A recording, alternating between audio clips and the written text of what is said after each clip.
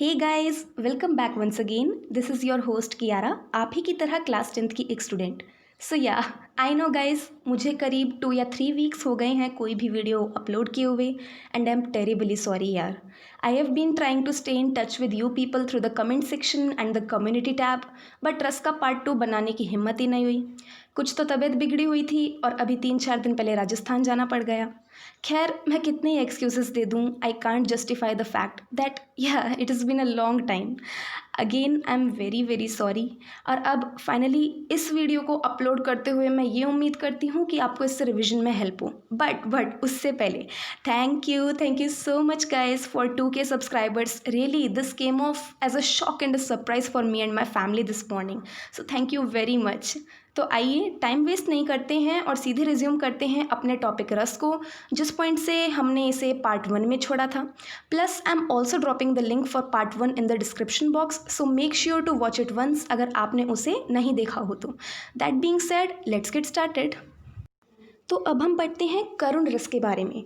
Guys, at first मैं सोच रही थी कि इस वीडियो की शुरुआत में भी एक बार थोड़ा ब्रीफली रस की डेफिनेशन और उसके अवयवों को शो कर देती, पर मैं बेकार में टाइम कंज्यूमिंग वीडियो नहीं बनाना चाहती थी, इसलिए ऐसा नहीं किया।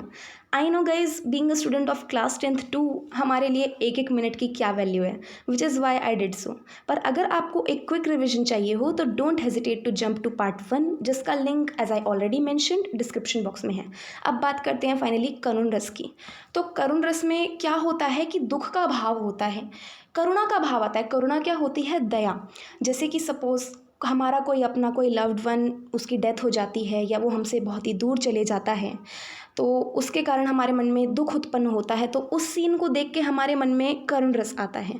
इसके अंदर क्या क्या एक्शंस होते हैं, जैसे कि किसी का मर जाना हमेशा होता है, बिछड़ना होता है, हम रोते हैं, छाती पीटते हैं दुख के मारे, पागल हो जाते हैं दुख में, ज़मीन पर गिर जाते हैं, फेंट कर लेते हैं, मतलब बेहोश हो जाते हैं एक तरह से। तो उसमें आता है फिर करुण रस, दुख की भावना। और करुण रस का स्थायी भाव है शोक। शोक यानी कि दुख। ज़्यादा कुछ भी नहीं है, बस आपको जो भी लाइन पढ़ के दुख की भावना मन में आए, दिखे कि हाँ यहाँ पे कैरेक्टर्स रो रहे हैं या फिर दुखी हैं, तो करुण रस है। जैसे कि यहाँ पर, दुख ही जीवन की कथा रही, क्या कहूँ आज जो नहीं कही। सेंटेंस में ही दुख आ गया वर्ड, तो समझ जाइए कि ये करुण रस है। अब हम एक और हार्ड एग्जाम्पल देखते हैं। अपनी तुतली भाषा में वह सिसक सिसक कर बोली, जलती रही भूख तृष्णा की उसके अंतर में होली। हाँ, सही न जाती मुझसे अब भूख की ज्वाला, कल से ही प्यास लगी है, हो रहा मन मतवाला। सॉरी गाइज, यहाँ पे मन नहीं हृदय है। तो यहाँ पे क्या है कि महाराणा प्रताप जब मतलब अकबर से बचकर पहाड़ों में रह रहे थे, छुप छुप कर रह रहे थे, उनका परिवार उनके साथ था, तो यहाँ पे उनकी पुत्री, उनकी बेटी की दशा दिखाई जा रही है कि वो कितनी छोटी थी, पर लेकिन उसे इतनी भूख लग रही थी कि वो रो रही थी। आप देख सकते हैं वो सिसक सिसक कर रो रही थी और उसे इतनी भूख लग रही थी। तो हमारे अंदर एक अलग से ही करुणा का भाव आ रहा है ना, इसलिए ये करुण रस है, हमें इस लड़की पर दया आ रही है। एक और जो कि हमने आई थिंक ये थे सुदामा चरित, ये हमारे 8th या 9th क्लास में था परहैप्स, तो उसमें से मैंने देखा, मेरी सिस्टर की बुक थी। देखी सुदामा की दीन दशा, करुणा करिके करुणा निधि रोए, पानी परात को हाथ छुओ नहीं, नैनन के जल सो पग धोए। अब आप ये देखिए, सुदामा की दीन दशा का वर्णन है, उनकी कितनी बुरी हालत थी, और करुणा के मारे, दया के मारे करुणा निधि कृष्ण कैसे रो पड़ते हैं और अपने नैनों के जल से यानी आंसुओं से ही सुदामा के पैर धो देते हैं, पानी की परात को हाथ नहीं लगाते। यहाँ पर दिखता है कि दो मित्रों के मिलन से जो दुख उभर उभर कर आ रहा है, कृष्ण का दुख उभर के आ रहा है और सुदामा की दीन दशा व्यतीत हो रही है, उसको पढ़कर ही हमारे मन में एक दुख की भावना, एक करुणा की भावना जागती है, इसलिए यहाँ पर भी करुण रस आएगा। मेरे हृदय के हर्ष हाँ, अभिमन्यु अब तू है कहाँ। यहाँ पर किस अभिमन्यु की बात हो रही है? महाभारत में अर्जुन के पुत्र अभिमन्यु की। तो आपने अगर सपोज महाभारत देखी या पढ़ी है तो आप जानते होंगे कि अभिमन्यु हमारी ही उम्र के थे और उन्होंने कितनी बहादुरी से कौरवों से युद्ध लड़ा था अर्जुन की एब्सेंस में। तो ये दुख, मेरे ख्याल से ये लाइंस अर्जुन की या फिर अभिमन्यु की माँ की लाइंस हैं। तो वो अभिमन्यु को पुकार रहे हैं, वो दुखी हो रहे हैं, वो रो रहे हैं कि मेरे हृदय के हर्ष, मेरे यानी कि जिगर के टुकड़े अभिमन्यु अब कहाँ है, तो क्योंकि अभिमन्यु की मृत्यु हो चुकी है। तो इसको पढ़ते ही बहुत ही मन में दुख की भावना आ रही है, इसलिए यहाँ पर भी करुण रस है। अब महाभारत से एक उदाहरण ले लिया, एक रामायण से उठा लेते हैं। रही खरकती हाय शूल सी पीड़ा उर्मे दशरथ के, ग्लानि त्रास वेदना शाप कथा वे कह न सके। यहाँ पर कब का सीन है, जब कैकई ने श्री राम के लिए मतलब वनवास घोषित कर दिया था और मतलब दशरथ जी ने प्रण ले रखा था कैकई के लिए। तो वो दशरथ जी को क्या गिल्ट महसूस हो रही है, क्या वेदना, क्या दुख महसूस हो रहा है दिल में श्री राम के जाने पर, तो उसका वर्णन है यहाँ पे। तो ये भी एक करुण रस का उदाहरण है। करुण रस के बाद हम आते हैं अद्भुत रस पर। अद्भुत रस में क्या होता है, देखो सपोज आपके आगे कोई अजीब सी चीज़, कोई बहुत ही इंटरेस्टिंग सी चीज़ आपके सामने रख दी जाए, आपको दिखाई जाए, तो आपको उसे देखकर एक मन में अलग सा आश्चर्य का भाव आएगा, एक विस्मय का भाव आएगा। तो वहाँ पर होगा अद्भुत रस। जब कोई भी आश्चर्यजनक, इंटरेस्टिंग सी, विचित्र सी, स्ट्रेंज सी वस्तु को देखा या सुना जाए और आपके मन में एक हैरानी की मतलब भावना जागे, एक अलग सी हैरानी महसूस हो, तो वहाँ पर आएगा अद्भुत रस। और अद्भुत रस का स्थायी भाव है आश्चर्य। आश्चर्य यानी कि हैरानी। जब आप कोई भी एक अजीब चीज़ देखते हो जो आपने कभी पहले ना देखी हो, उसको देखकर या पढ़कर सुनकर आपके मन में एक हैरानी का भाव आए, तो समझ जाओ अद्भुत रस है। अब हम अद्भुत रस के कुछ उदाहरण देखते हैं जिससे हमें और क्लियर हो जाएगा। ये मेरा फेवरेट है, मेरा पर्सनल फेवरेट। महाराणा प्रताप से रिलेटेड सारे मेरे पर्सनल फेवरेट हैं। आगी नदियाँ खड़ी अपार, घोड़ा कैसे उतरे पार, राणा ने सोचा इस पार, तब तक चेतक था उस पार। सबसे पहले तो मैं बताती हूँ मिला किधर से, अलंकार पढ़ते पढ़ते। अलंकार में अगर आपको याद हो, एक होता था ना अतिशयोक्ति अलंकार, जब बात को एग्जैगरेट करके बढ़ा चढ़ा के कहा जाता है, वही मैंने यहाँ पे नोटिस किया कि सोचने वाली बात है। हमें देखकर ही हैरानी होती है कि सामने इतनी बड़ी सी नदी है, महाराणा प्रताप सोच रहे हैं कि ओहो मैं कैसे क्रॉस करूँ इसे। वो तो सोच रहे हैं, इतने में चेतक वहाँ उस पार चले भी जाता है, उनका घोड़ा चेतक उस पार चले भी जाता है। तो एक अलग सी हैरानी आती है। हमें पता है ये मतलब पॉसिबल नहीं है, बट फिर भी एक अलग सी हैरानी नहीं हो रही, मन में विस्मय का भाव जाग रहा है। तो इसीलिए मैंने इसे क्लासिफाई किया कि एक तरह से अद्भुत रस का उदाहरण, और मैंने अपनी टीचर से भी कंफर्म किया। सो यस, ये वाला एग्जाम्पल मेरा फेवरेट वाला ये होगा अद्भुत रस का ही एक एग्जाम्पल, जिसमें आ रहे हैं आश्चर्य का भाव। नेक्स्ट एग्जाम्पल है, देख यशोदा शिशु के मुख में सकल विश्व की माया, क्षण भर को वह बनी अचेतन, हिल न सकी कोमल काया। इसके अंदर अगर आपने कभी देखो, मैं तो कार्टून देखती थी, तो उसके अंदर भी ऐसा सीन था कि कृष्ण जी मिट्टी खा लेते हैं और फिर जब यशोदा माँ उनका मुंह खुलवाती है, तो उस समय वहाँ पर उन्हें पूरा ब्रह्मांड उनके मुख के अंदर दिखाई देता है। तो सोचने वाली बात है कि एक बालक के मुख के अंदर एक पूरा ब्रह्मांड दिख जाए। तो यशोदा माता को ये सब पूरा सीन देखकर इतनी हैरानी होती है कि वो क्षण भर के लिए, कुछ पल के लिए बिल्कुल अचेतन यानी कि चुपचाप खड़ी रहीं, वो हिल ना सकी, उनकी कोमल काया बिल्कुल ना हिल सकी, वो इतनी हैरान हो गई थी। तो ये भी अद्भुत रस का ही एक अब एक महारानी लक्ष्मीबाई के ऊपर। लक्ष्मी थी या दुर्गा थी, वह स्वयं वीरता की अवतार, देख मराठे पुलकित होते उसकी तलवारों के वार। यहाँ पर क्या हैरानी जताई गई है कि महारानी लक्ष्मीबाई, जो कि मतलब कि एक कन्या है, एक तरह से औरत है, महिला है, वो आदमियों से भी ज़्यादा अच्छी लड़ाई कर लेती हैं, वो इतना रण में निपुण है, इतनी कौशल है। उस बात के ऊपर हैरानी जताई गई है कि समझ नहीं आता कि वो लक्ष्मी थी या फिर दुर्गा की अवतार थी, खुद वीरता की अवतार थी। उनकी तलवारों के वारों को देखकर जो मराठी लोग थे वो कितने खुश होते थे, कितने पुलकित होते थे। तो यहाँ पे मराठी लोगों को उनकी तलवारों के वार देखकर हैरानी होती थी और वो सोचते थे कि क्या ये वीरता की अवतार हैं। इसलिए यहाँ पर आश्चर्य के कारण अद्भुत रस है। अब ये वही वाला एग्जाम्पल आ गया जब कृष्ण के मुख में यशोदा माँ पूरे संसार को, पूरे ब्रह्मांड को देख लेती हैं। देख रावा मातहि निज अद्भुत रूप अखंड, रोम रोम प्रति लगे कोटि कोटि ब्रह्मांड। अब आप ये देखिए, यहाँ पर अद्भुत शब्द आ गया है, यानी हैरानी।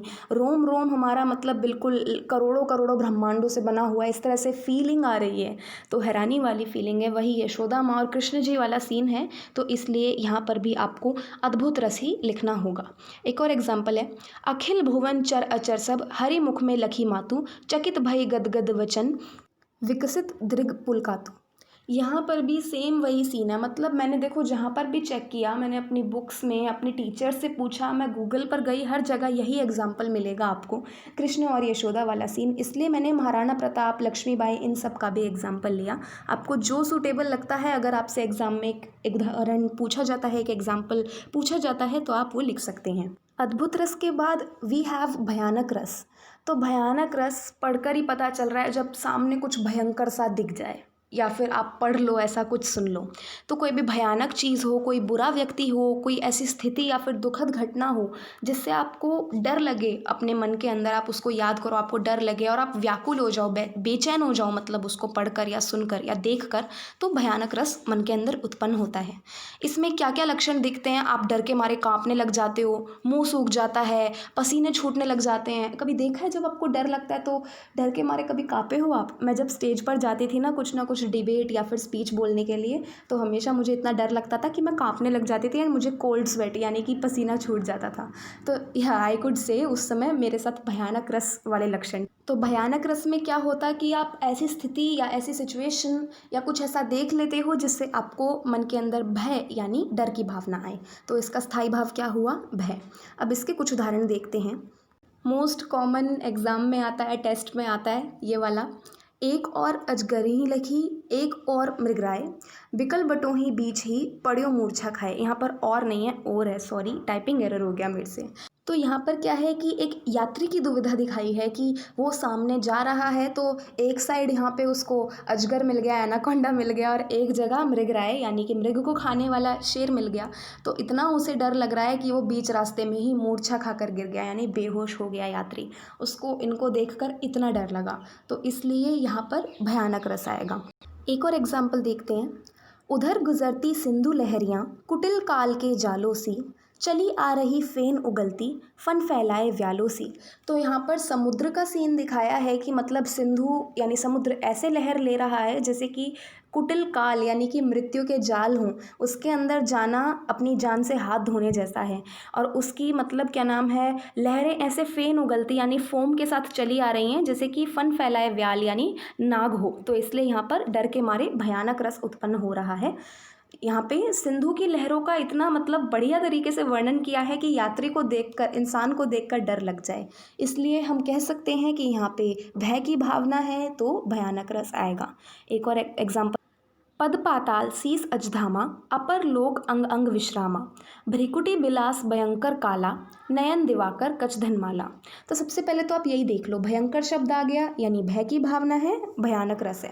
पर फिर भी अगर मैं आपको इसका मीनिंग समझाने लगूँ तो ये सीन कौन सा है, जब रावण लंकेश्वर सीता माता को उठाकर ले आए थे किडनैप करके, तो उस समय मंदोदरी यानी उनकी वाइफ को बहुत ही भयानक सपना आता है जिसके अंदर वो श्री राम का इतना भयंकर रूप देखती हैं कि क्या नाम है, उनके पैर पाताल में हैं और उनका शीश यानी कि सिर वहाँ स्वर्ग तक जा रहा है, अजधाम तक जा रहा है, और सारे हर लोक में उनके अंग अंग विश्राम करते हैं और उनकी इतनी भयंकर भौहें हैं, तो वो डर जाती हैं। तो इसलिए यहाँ पर भयानक रस है।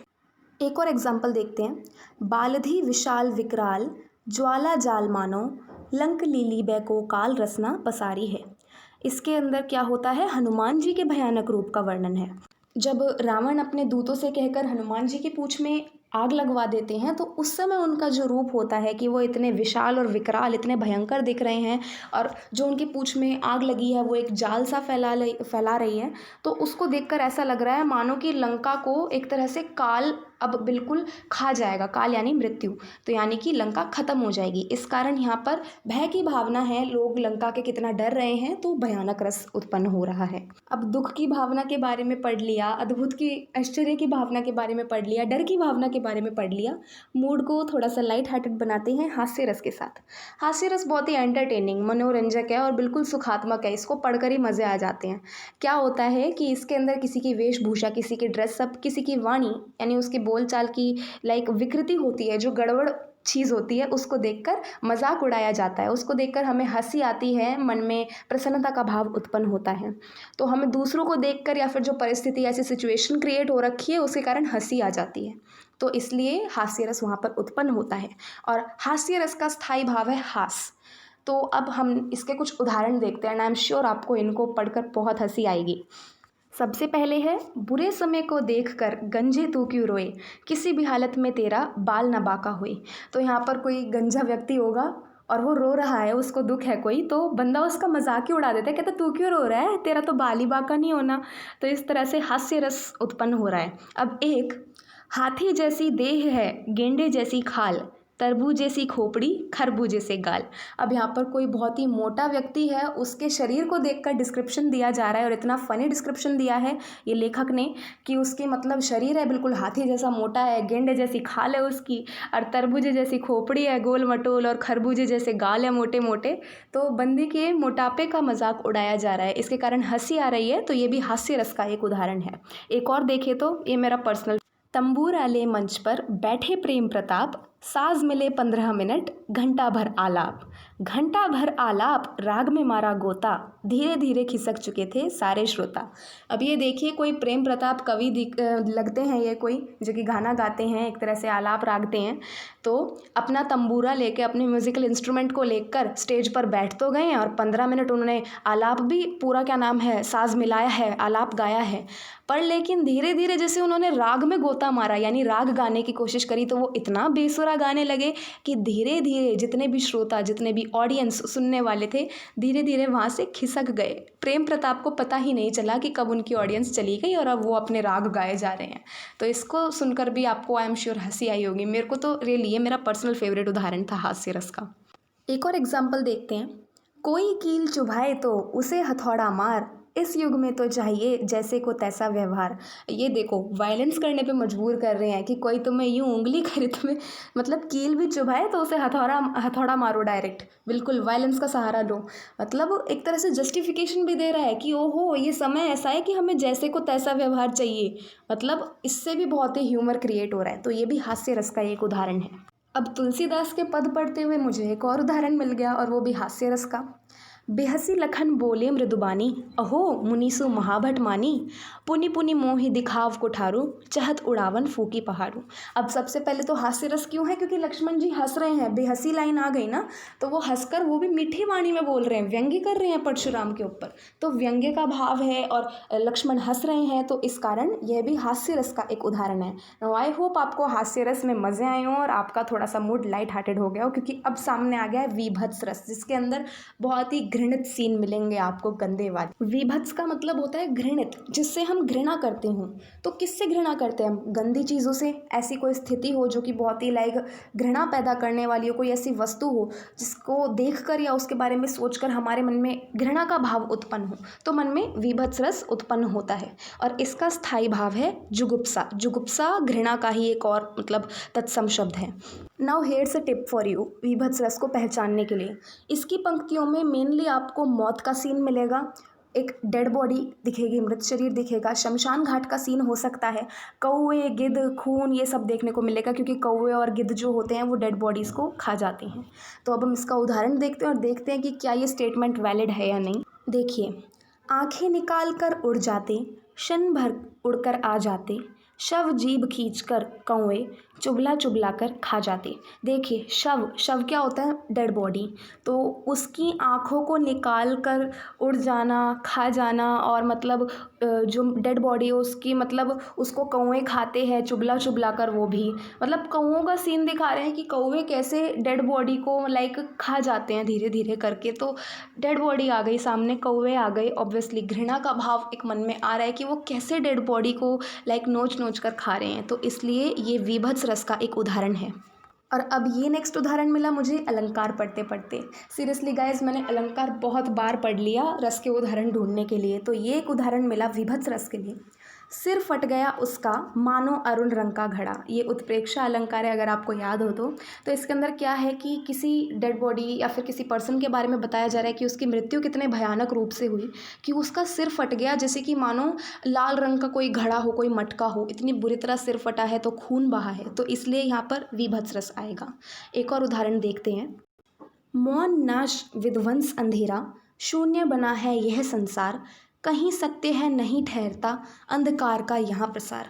अब यहाँ पर एक ऐसी दुनिया की कल्पना की जा रही है जहाँ हम में से कोई नहीं रहना चाहेगा, जहाँ पर हर कोई बस चुपचाप अत्याचार झेलते जा रहा है, नाश हो रहा है प्राणियों का, विध्वंस हो रहा है, लड़ाइयाँ हो रही हैं बिल्कुल। और मतलब इतना अंधेरा है जिसको देखकर हमें डर लगता है, घृणा की भावना आती है कि आखिर ये कैसा समाज है जिसमें हम जी रहे हैं। तो यहाँ पर भी वीभत्स रस का ये एक उदाहरण है। अब एक और उदाहरण बहुत कॉमन है, मोस्टली एग्जाम में ज़रूर आएगा और लिख के भी यही आ जाना, सच बताऊं तो। सिर पर बैठे हो काग, आँख दो खात निकारत, खींचत जी भही सियार अति ही आनंद उर्धारत। अब ये देखिए, काग यानी कौआ और सियार यानी कि लोमड़ी, जिसे कहते हैं हम सियार या फिर लोमड़ी टाइप ही जानवर होता है जो कि डेड बॉडी को खा जाता है, ओमनीवोरस होता है। तो डेड बॉडी के सिर पर कौवे बैठे हैं, कौआ है जो कि मतलब आँखों को निकाल निकाल कर खा रहा है, और जो मतलब सियार है वो भी डेड बॉडी को खा रहा है, और वो भी बहुत ही आनंद के साथ उर्धारत यानी कि हृदय में बहुत ही आनंद लेकर वो उस डेड बॉडी को खा रहे हैं, दोनों के दोनों। तो बहुत ही घृणा का भाव है यहाँ पर, तो ये भी जुगुप्सा के कारण विभत्स रस है। नेक्स्ट पहुँचते हैं शांत रस के ऊपर। शांत रस, जिसमें हमारा मन एक ऐसी स्थिति पे पहुंच जाता है, एक ऐसी सीमा पर पहुंच जाता है जब हम बिल्कुल शांत हो जाते हैं, हमारे मन में फालतू के थॉट्स नहीं होते। इस रस के द्वारा मानव मन में जो वैराग्य की भावना होती है, शम की भावना होती है और अध्यात्म की भावना होती है, मतलब प्रभु की प्राप्ति से जो मन को शांति मिलती है उसकी बात की जाती है। तो यहाँ पर शांत रस होता है और स्थायी भाव होता है शम या फिर निर्वेद, कोई भी इनमें से एक। यहाँ पर मतलब बिल्कुल जो साधु संत वाली भावना आती है ना, वो आती है कि मोह माया से परे हट जाना बिल्कुल। तो शम और निर्वेद यानी सन्यासी वाली भावना के कारण वहाँ उस पंक्ति में शांत रस होगा। इसको पहचानने की भी एक ट्रिक बताऊँ। इन पंक्तियों में यानी शांत रस की पंक्तियों में अक्सर आप देखोगे कि सांसारिक मोह माया से दूर होना और प्रभु प्राप्ति का मार्ग अपनाना, प्रभु को प्राप्त हो जाना, ऐसी चीज़ें देखने को मिलेंगी। अब आप खुद देखना, मैं आपको एग्जाम्पल की मदद से शो करती हूँ। ये मैं बता दूं, ये एक अलंकार में से उदाहरण है जो कि इसके लिए बिल्कुल फिट बैठ रहा है। ये देखिए, माया दीपक नर पतंग भ्रमत भ्रमत इवै पड़ंत। आपने पतंगे देखे हैं, वो छोटे छोटे कीड़े जो कि लाइट के पास, कैंडल्स वगैरह के पास बहुत जल्दी अट्रैक्ट होते हैं लाइट को देख के। तो यहाँ पर क्या बताया है कि माया, मोह माया जो भी है वो दीपक के समान है, और हमारा जो मतलब मन है वो बिल्कुल एक पतंगे के समान है। जैसे पतंगा बिल्कुल लाइट की तरफ अट्रैक्ट होता है ना, तो हम भी मतलब माया, मोह माया की तरफ इतने अट्रैक्ट होते हैं और घूम घूम कर वापस वहीं पे आ जाते हैं। यानी कि मानव का मन एक जगह नहीं टिकता, बात बात पर मोह माया, सांसारिक मोह माया में जाता है। तो इसलिए यहाँ पर सांसारिक मोह माया की बात हो रही है, तो हम देख सकते हैं यहाँ पर शांत रस है। अब ये एक दोहा आई एम श्योर हमने 8th और 9th क्लास में ज़रूर पढ़ा है। आई थिंक 8th क्लास में पढ़ा था। बड़ा हुआ तो क्या हुआ, जैसे पेड़ खजूर, पंथी को छाया नहीं, फल लागे अति दूर। ये देखिए, जहाँ पर भी आपको ऐसे दोहे मिलेंगे, कबीर के दोहे, रहीम के दोहे, वहाँ पर हमेशा मोह माया से दूर रहना, प्रभु प्राप्ति, मतलब उनकी बातें होती हैं बिल्कुल। तो इसलिए ऐसे दोहे हमेशा शांत रस के उदाहरण माने जाएंगे, अनलेस वहाँ पर किसी पर्टिकुलर भगवान हरि वगैरह की बात ना हो। जैसे कि सूरदास हैं, उनका हमेशा भक्ति रस के अंडर आएंगे आपके एग्जाम्पल। तो यहाँ पर भी मानव मन को कहा गया है कि कभी भी अपने आप को बड़ा मत समझो और अभिमान मत करो, जैसे कि खजूर के पेड़ का एग्जाम्पल दिया गया है बेसिकली। तो शांत रस है यहाँ पर। अब यहाँ पर कवि क्या कह रहा है, मेरो मन अनत कहाँ सुख पावे, जैसे उड़ी जहाज को पंछी पुनी जहाज पे आवे। अब वे बता रहे हैं कि आखिर मेरे मन को सुख कहाँ प्राप्त होगा। जैसे कि सपोज़ जहाज़ है, कोई शिप है, उस पर कोई पक्षी बैठा हुआ है, तो पहले तो वो जहाज़ पर कुछ देर बैठे रहेगा, उसके बाद उड़ेगा, वापस वहीं जहाज़ पे आके बैठ जाएगा। तो लेखक वंडर कर रहा है कि आखिर मेरे मन को एंड में शांति कहाँ मिलेगी। कहीं ना कहीं वह यही सोच रहा है कि प्रभु प्राप्ति से ही ऐसा हो पाएगा, तो इसलिए यहाँ पर शांत रस है। अब ये देखो, यमक अलंकार का एक उदाहरण अलंकार में से ढूंढ के निकाला मैंने। माला फेरत जुग भया, फिरा न मन का फेर, कर का मन का डारिके, मन का फेर। बहुत ही डीप मीनिंग है। मतलब वो क्या कह रहे हैं कि मतलब हम लोग जैसे माला फेरते हैं, कई हिंदू फैमिलीज़ में ऐसा होता है, मैंने इनफैक्ट अपनी नानी को भी माला फेरते हुए देखा है। तो वो कहा जा रहा है यहाँ पर कि माला फेरते फेरते तो संसार निकल गया, पर लेकिन हमारा जो मन है ये बिल्कुल भी फिरा नहीं, मतलब ये वहीं मोह माया में ही अटका हुआ है। कितनी माला हम फेरते रहें, पर लेकिन इसको, इस कर का मन का यानी कि हाथ के मन के, हाथ की माला को छोड़कर मन को फेरो, अपने मन को संभालो। तो यहाँ पर भी शांत रस है। शांत रस से हम पहुँचते हैं भक्ति रस पर। बहुत ही ईजी है, आई थिंक सबसे ईजी यही है। इसके अंदर कुछ नहीं होगा, आपको भगवान की भक्ति मिलेगी, भगवान का प्रेम मिलेगा और उनका गुणगान किया जाएगा। जहाँ पर भी आपको लगे कि कोई भी ऐसा कवि है, लेखक है, कोई भी ऐसी पंक्ति है जहाँ पर भगवान की भक्ति की प्रशंसा हो रही है और उनका गुणगान किया जा रहा है, भक्ति की भावना आ रही है, पूजा पाठ किया जा रहा है, उसकी भावना आ रही है, तो वो भक्ति रस है। भक्ति रस का स्थायी भाव है देवरति यानी कि भगवान का प्यार। भक्ति रस के कुछ उदाहरण देखते हैं। ईजिएस्ट है, पायो जी मैंने राम रतन धन पायो, मतलब राम जी का रतन पाकर बहुत ही खुश महसूस कर रहे हैं अपने आप को। भक्ति की भावना है, श्री राम की भक्ति हो रही है, तो यहाँ पर भक्ति रस आया। मुझे मीराबाई का भी एक पद मिला, मेरे तो गिरधर गोपाल दूसरों न कोई, जाके सिर पे मोर पखा मेरे पति सोई। अब वे गिरधर गोपाल यानी श्री कृष्ण की तरफ अपनी प्रेम, अपनी निष्ठा को मतलब प्रतीक बिल्कुल लाइक दिखा रही हैं कि वो कितना प्रेम करती हैं श्री कृष्ण से, भगवान से वो कितना प्यार करती हैं कि मेरा तो और कोई नहीं है, बस भगवान है, और जिनके सिर पर मोर पखाए यानी मोर का पंख है वही मेरे पति हैं। तो यहाँ पर देवव्रति की भावना है, इसलिए ये भी भक्ति रस का एक उदाहरण हुआ। ऐसे ही मीराबाई के ऊपर कहा गया है, ऐसी लागी लगन मीरा हो गई मगन, वो तो श्याम गुण गाने लगी। एक भरोसो एक बल एक आस विश्वास, एक राम घनश्याम हित चातक तुलसीदास। यहाँ पर तुलसीदास जी कह रहे हैं कि उनका और कोई भरोसा नहीं है, कोई और बल नहीं है, कोई आस विश्वास नहीं है, केवल एक भरोसा है, एक बल है, एक आस विश्वास है, वो है राम घनश्याम। यानी कि राम और घनश्याम या राम और श्री कृष्ण विष्णु जी के ही अवतार थे। तो तुलसीदास को और किसी चीज़ पर विश्वास नहीं है, बस अपने प्रभु पर विश्वास है, इसलिए यहाँ पर भी भक्ति रस है। सूरदास के पद में से भी मैंने एक एग्जाम्पल ढूंढ निकाला, ये रहा। गोपियाँ क्या कह रही हैं, हमारे हरि हारिल की लकड़ी, मनक्रम बचन नंद नंदन उर, यह दृढ़ करी पकड़ी। यानी कि मतलब हमारे जो श्री कृष्ण है वो हमारे लिए इतने महत्वपूर्ण है जैसे कि एक हारिल के लिए उसकी लकड़ी महत्वपूर्ण होती है। तो यहाँ पर गोपियों की भक्ति, उनकी निष्ठा दिख रही है, इस कारण ये भी भक्ति रस का एक उदाहरण है, और बाकी ये वियोग श्रृंगार रस का भी एक उदाहरण हो सकता है। भक्ति रस के बाद आपका लास्ट रस आता है, 11वां रस आता है वात्सल्य रस। इसमें क्या होता है कि काव्य की पंक्तियों या नाटक में जब माता पुत्र का प्रेम दिखता है, गुरु शिष्य का प्रेम दिखता है, या बड़े छोटों का आपसी संबंध दिखाई देता है और उनके बीच प्यार होता है, वात्सल्य की भावना होती है, तो वात्सल्य रस मन में उत्पन्न होता है। और इसका स्थायी भाव है वात्सल्य, या फिर हम कह सकते हैं बाल रति, यानी बच्चों वाला प्यार। तो इसलिए वात्सल्य रस में हमेशा बच्चों का ज़रूर आपको देखने को मिलेगा, बच्चों का प्यार। मैं आपको एक टिप दूँ, मोस्ट ऑफ द टाइम वात्सल्य रस की पंक्तियों में क्या होगा कि छोटे बच्चों, उसकी माँ का खेलना, उनका आपस में लाड़ करना, गुरु का शिष्य को समझाना, ये सब आपको देखने को मिलेगा। तो एग्जाम्पल्स की मदद से हम समझते हैं। श्री कृष्ण यशोदा माता से क्या कहते हैं, मैया मैं तो चंद्र की लौना ले हूँ। यहाँ पर इस शिशु की, कृष्ण की लाइक इनोसेंस दिखाइए कि वो कितने मासूम हैं। उन्हें यह नहीं पता कि चंद्रमा कोई खिलौना नहीं है, और वो अपनी माता से मांग रही हैं कि माता मेरे को तो यही खिलौना चाहिए। उनको लग रहा है कि चंद्रमा एक खिलौना है और वो चंद्रमा को एज अ खिलौना लेना चाहते हैं अपनी माता से। तो माता और पुत्र का प्रेम दिख रहा है, आपस में इंट्रैक्शन दिख रहा है, इसलिए यहाँ पर वात्सल्य रस है। अब ये कविता, ये लाइन मैंने जहाँ से ली है वो हमारी क्षितिज की ही पाठ्य पुस्तक में है, एक दंतरित मुस्कान वाली कविता में, जो कि हमारे सिलेबस से रिलेटेड है, बट मैंने वो पढ़ी थी।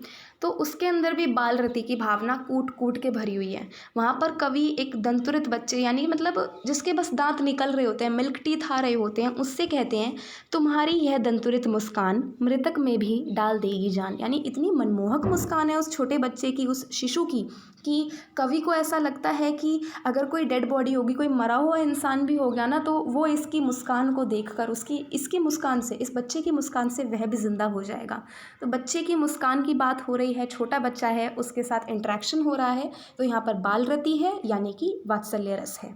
मोस्ट ऑफ द टाइम वात्सल्य रस की पंक्तियों में आपको यशोदा माता और श्री कृष्ण का मतलब उदाहरण ज़रूर मिलेगा, इंटरेक्शन ज़रूर मिलेगा। जैसे कि यहाँ पर, मैया मोरी मैं नहीं माखन खायो, ख्याल परे ये सखा मिली, मोही मेरो मुख लपटायो। अब वो देखो अपनी जस्टिफिकेशन दे रहे हैं अपनी माता को कि माता मैंने माखन नहीं खाया, ये मेरे दोस्त है जिन्होंने मेरे मुंह पे माखन लाइक बिल्कुल लपटा दिया है, मक्खन लपटा दिया, मतलब जस्टिफिकेशन दे रहे हैं। माँ बेटे का लाइक प्रेम देखने को मिलता है, तो इसलिए ये भी वात्सल्य रस का एक उदाहरण है। यहाँ पर भी एक माता और उसके पुत्र या पुत्री, या फिर हम कह सकते हैं श्री कृष्ण और यशोदा का ही सीन है। आंगन में लिए चांद के टुकड़े को खड़ी, हाथों पे झुलाती उसे गोद भरी। यहाँ पर देखिए कि माता अपने पुत्र को मतलब किस तरह से लिए, मतलब बच्चे की कंपैरिजन किससे की गई है, चांद के टुकड़े से की गई है, और माता इतने प्यार से मतलब उसको झुला रही है अपनी गोद में, और मतलब बिल्कुल आंगन में लेकर खड़ी हुई हैं। तो माता और पुत्र का प्रेम है, इस कारण वात्सल्य रस यहाँ पर उत्पन्न हो रहा है। एक और यशोदा और कृष्ण का उदाहरण, इसमें यशोदा श्री कृष्ण को कैसे खिला रही हैं, कभी उनका पालना झुला रही हैं, कभी उनको हलरा रही है, कभी उनको दुलार कर रही हैं, उनसे लाड कर रही है और कुछ ना कुछ गाए जा रही हैं। तो इसलिए यहाँ पर मतलब यशोदा श्री कृष्ण को देखकर इतना खुश हो रही हैं, उनके मन में वात्सल्य की भावना आ रही है, इसलिए यहाँ पर वात्सल्य रस आएगा। बाल रति की भावना उत्पन्न हो रही है, तो इसलिए ये वात्सल्य रस का एक उदाहरण है।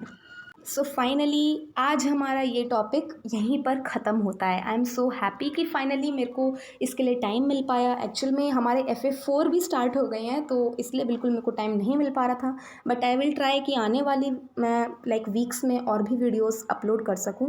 बट अब आपको मुझे बताना है कि ये कैसा रहा, आपको रस का पार्ट 2 समझ आया या नहीं आया, और आपको सारे एग्जाम्पल्स क्लियर हुए या नहीं। अब रस तो कंप्लीट हो गया, यानी हिंदी का सिलेबस कंप्लीट समझो। अब आपको मुझे कमेंट सेक्शन में कमेंट करके बताना है कि आप अगली वीडियो कौन सी चाहेंगे, because I am just running out of ideas. So I will be waiting for your sweet comments in the comment section. तब तक आप लोग इस वीडियो को 1 या 2 बार देखिए, पार्ट 1 जाकर देखिए अगर आपको वो समझ नहीं आया हो तो। एंड अगर ये वीडियो अच्छी लगे, मेरी एक्सप्लेनेशन अच्छी लगे, तो एक बिग थम्स अप बनता ही है। कमेंट करके बताइए, फीडबैक दीजिए, मैं कहाँ इम्प्रूव कर सकती हूँ, कैसे और अच्छी एक्सप्लेनेशन आपके लिए ला सकती हूँ, और आप अगली वीडियो कौन से टॉपिक्स पर जाएंगे। Plus I am going to put a community poll too. Thanks guys.